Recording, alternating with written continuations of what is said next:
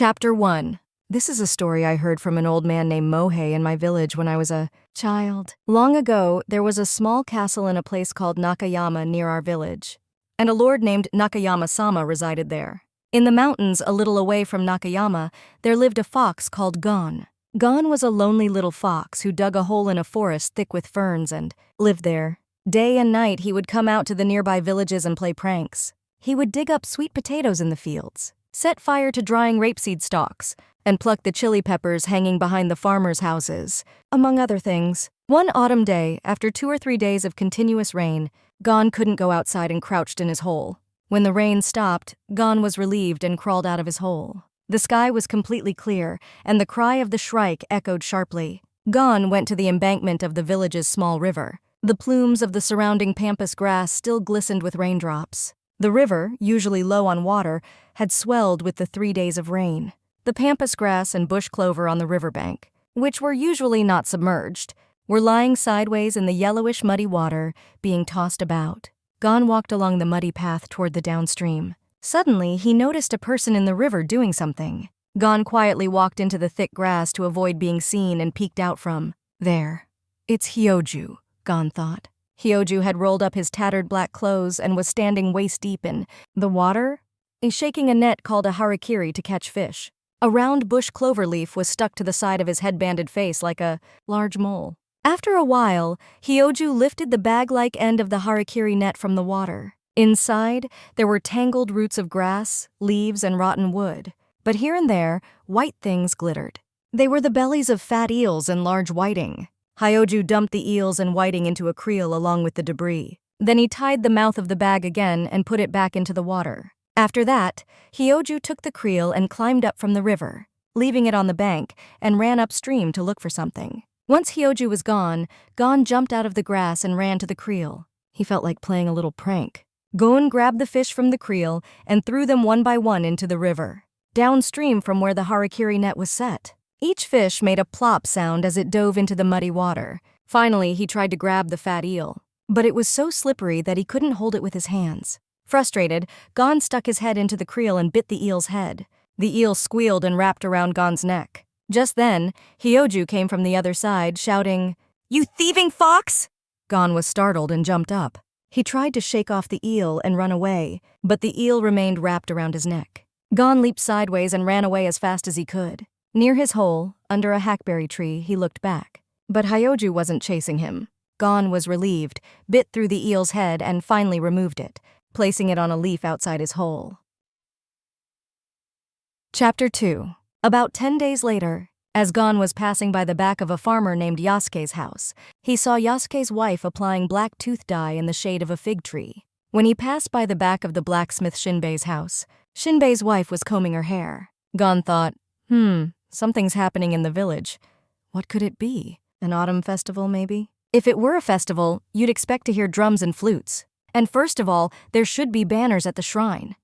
As he pondered this, he found himself in front of Hyoju's house, which had a red well in front. Inside the small, dilapidated house, many people had gathered. Women in their best clothes, with towels hanging from their waists, were tending a fire in the hearth outside. Something was simmering in a large pot. Ah, it's a funeral, Gon thought. I wonder who died in Hyoju's family. Afternoon. Gon went to the village cemetery and hid behind the 6 Jizo statues. The weather was fine, and in the distance, the roof tiles of the castle glistened. In the cemetery, red spider lilies bloomed like a red cloth. Then, from the village, the sound of a bell rang out, "Kan, Kan," signaling the start of the funeral. Soon, the procession of people in white clothes began to appear. The sound of their voices grew closer. The procession entered the cemetery. Behind them, the spider lilies were trampled. Gon stretched up to see. Hyoju, wearing a white ceremonial outfit, was carrying a memorial tablet. His face, usually as lively as a red sweet potato, looked somehow withered today. Ah, it was Hyoju's mother who died, Gon thought, pulling his head back. That night, Gon thought in his hole, Hyoju's mother must have been bedridden and said she wanted to eat eel. That's why Hyoju took out the harakiri net.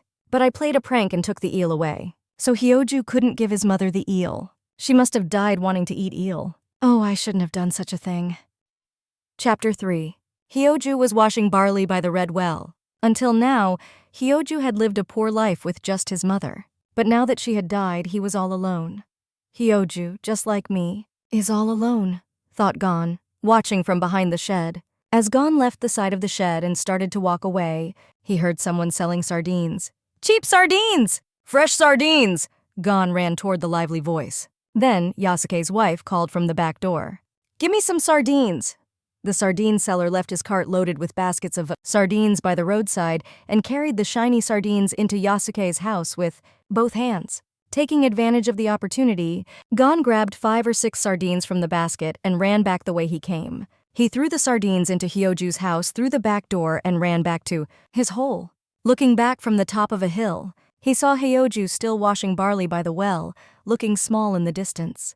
Gon felt he had done a good deed to make up for the eel. The next day, Gon gathered a lot of chestnuts in the mountains and took them to Hyoju's house. Peeking in through the back door, he saw Hyoju in the middle of his lunch, holding a rice bowl and lost in thought. Strangely, Hyoju had a scratch on his cheek. Wondering what had happened, Gon listened as Hyoju muttered to himself, "Who on earth threw those sardines? Into my house? Because of that, I was thought to be a thief and had a terrible time with the sardine seller," he grumbled. Gon thought, "Oh no, I've done something terrible." Poor Hyoju had been beaten by the sardine seller and got that scratch. Feeling sorry, Gon quietly went around to the shed and left the chestnuts at the entrance before going home. The next day and the day after that, Gon continued to gather chestnuts and bring them to Hyoju's house. On the following day, he brought not only chestnuts but also 2 or 3 matsutake mushrooms. Chapter 4. It was a beautiful moonlit night. Gon went out for a stroll. As he passed under Nakayama-sama's castle and walked a little further, he heard voices coming from the narrow path ahead. The sound of crickets chirping, "Chinchiro-rin, Chinchiro-rin," filled the air. Gon hid on one side of the path and stayed still. The voices grew closer. It was Hyoju and a farmer named Kasuke. "You know, Kasuke," Hyoju said. "Yeah? Something really strange has been happening lately." "What is it?" "Ever since my mother died, someone, I don't know who, has been giving me chestnuts and matsutake mushrooms every day." Who could it be?" "I have no idea. They leave them without me knowing." Gon followed the 2 men. "Really?" "It's true. If you think I'm lying, come see for yourself tomorrow. I'll show you the chestnuts." "Wow, that's really strange." With that, the 2 walked on in silence. Kasuke glanced back. Gon froze and shrank down, but Kasuke didn't notice him and kept walking.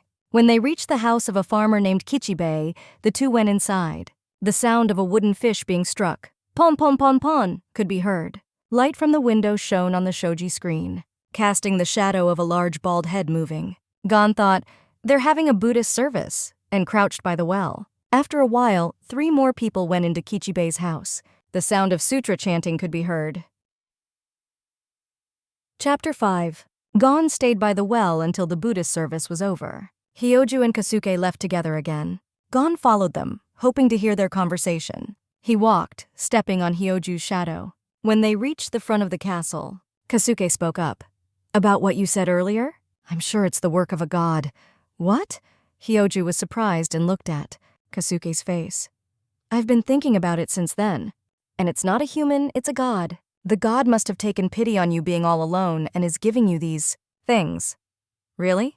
"Yes." Really. So you should thank the god every day." "Okay." Gon thought, "Oh, this is disappointing. I'm the one bringing the chestnuts and matsutake, but they're thanking the god instead of me. It's not fair." Chapter 6. The following day, Gon brought chestnuts to Hyoju's house once more. Hyoju was braiding rope in the shed, so Gon quietly slipped in through the back door. Just then, Hyoju glanced up and saw the fox entering the house. It was that same fox, Gon, who had previously stolen the eel, now back to cause mischief again. "All right," Hyoju muttered as he stood up, took the matchlock gun hanging in the shed, and loaded it with gunpowder. He crept up and shot Gon just as he was about to exit through the door. Gon collapsed with a thud. Hyoju hurried over and noticed a heap of chestnuts on the dirt floor inside the house. "Oh," Hyoju exclaimed in surprise, looking at Gon. "Gon, was it you? Were you the one who always brought the chestnuts?" Gon nodded weakly, his eyes closed.